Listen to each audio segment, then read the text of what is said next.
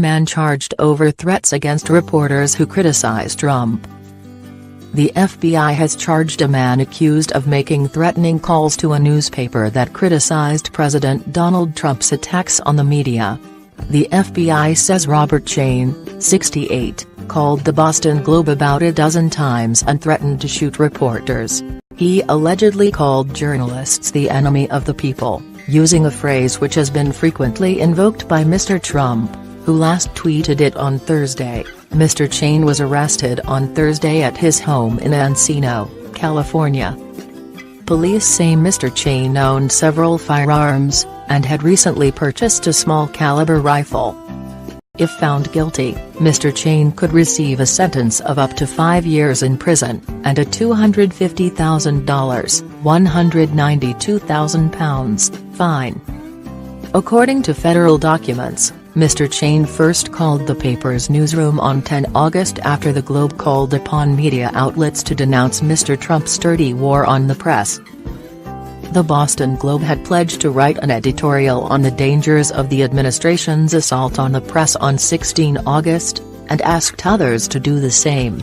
Mr. Trump frequently attacks the fake news media as the opposition party, and repeated his enemy of the people line on Thursday. UN experts have warned that Mr. Trump's comments about the media raise the risk of violence against journalists.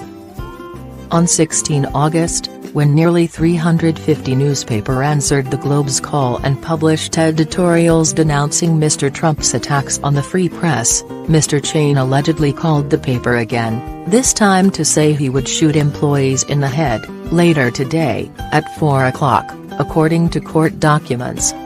The threat resulted in a police presence outside the newsroom, in order to ensure employees' safety.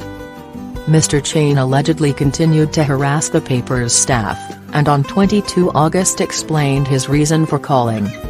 "Because you are the enemy of the people, and I want you to go, expletive, yourself," he is alleged to have said. "As long as you keep attacking the president, the duly elected President of the United States, in the continuation of your treasonous and seditious acts, I will continue to threats, harass and annoy the Boston Globe."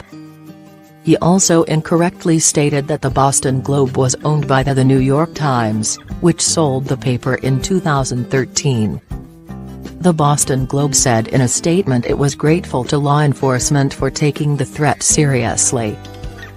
"We couldn't have asked for a stronger response," said a representative for the paper. "While it was unsettling for many of our staffers to be threatened in such a way, nobody, really, nobody, let it get in the way of the important work of this institution."